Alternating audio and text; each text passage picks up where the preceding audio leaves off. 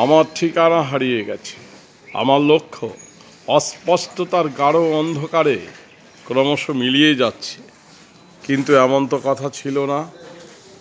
আজ ভাবছি, মুক্তিযুদ্ধের সময় শত্রুর হাতে মরতে মরতেও কেন বেঁচে গেলাম। আর যদি বাঁচলামই, তবে এর নাম কি জীবন? এর নাম কি বেঁচে থাকা? স্বাধীনতা যুদ্ধের বিরোধিতার জন্যে কতজনার ভাইকে পিতাকে নির্মমভাবে হত্যা করলাম। অসংখ্য মা বোনের ইজ্জত নিয়ে যারা ছিনিমিনি খেলেছিল তাদেরকেও হত্যা করলাম।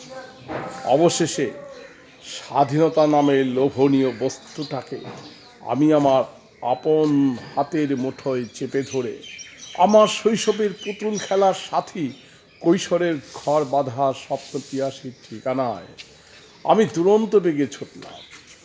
এক যৌবনের সোনালি ভোরে যার কাছ থেকে প্রত্যাখ্যানে চাবুক খেয়ে ফিরে গেলাম দারিদ্রতার নির্বাসিত জীবনে। আমি ইচ্ছে করলে রাতারাতি লক্ষ লক্ষ টাকার মালিক হতে পারতাম। ভাগ্যটাকে মাত্র একটা ব্রিফকেসের ওজনে অন্য 10 জনের মতো পুষিয়ে নিতে পারতাম, কিন্তু আমি তা পারিনি আমার বিবেক, আমার স্বাধীনতাকে সীমান্তের ওপারে পাচার করতে। আমার বাংকারের মৃত বন্ধুরা আমাকে মডেল হিসেবে ও জাতীয় স্মৃতিসৌধে স্থাপন করেছিল। আজ আমি সেখান থেকে হাঁটতে হাঁটতে মিরপুর গাবতলীর গরুর হাটে গরু হয়ে চলে যাব, আর কসাইরা নামমাত্র দামে কিনে নিয়ে আমাকে জবাই করবে, ভাগাভাগি করবে। আমার একটা অসমাপ্ত ছবি আছে, যে ছবিটা শেষ করতে আমি অনেক দিন ঘর ছেড়েছি, কিন্তু ছবির মুখগুলো খুঁজে পাইনি। আপনারা আলোতে আসুন। আমার মনে হয় আপনাদের সেই মুখের ভিড়ে আমার সেই মুখ হয়তোবা চাপা পড়ে আছে। আপনারা আলোতে আসুন।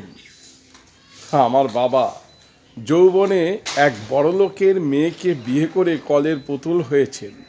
সেই থেকে আমার মা আমার বাবাকে প্রতি মুহূর্তে হত্যা করতে চাইছে। তাই আমার রং শুকিয়ে যায়, তুলি দূরে কাটে, কাগজে উলু ধরে। আপনারা বুঝতে পারছেন না, আমাকে নিয়ে আমার সংসারে আমাকে হত্যা করার একটা গভীর ষড়যন্ত্র চলছে। আমি একদিন জ্বলন্ত সূর্যে চোখ রাখতাম, যে সূর্যটা তোমার দৃষ্টিতে আজন্ম বাধা ছিল। একদিন দেখলাম এক আকাশ শ্রাবণের কালো মেঘ তোমাকে ঘিরে উলঙ্গ নৃত্য শুরু করলো, তোমাকে ঢেকে ফেললো। আমি আমার আপনার পৃথিবীতে তোমাকে তন্ন তন্ন করে খুঁজলাম, কিন্তু পেলাম না। তুমি হারিয়ে গেলে। সেই থেকে একটা অশুভ বিশাল বটবৃক্ষ আমার দু চোখে শিকড় গেড়ে বসল।